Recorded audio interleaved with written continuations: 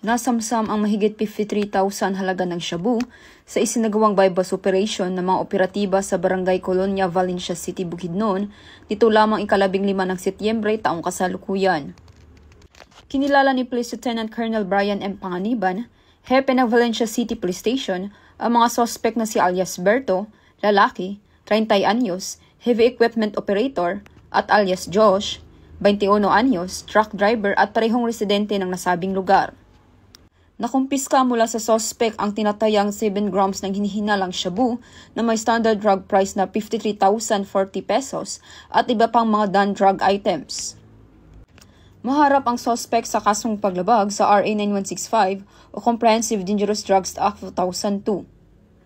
Mula dito sa Camp Capistrano, Busa, Cagayan de Oro City, ako ay inyong Police News Network Correspondent, Patrolwoman Rhea B. Sanchez, alagad ng batas, tagataguyod ng Balitang Pulis.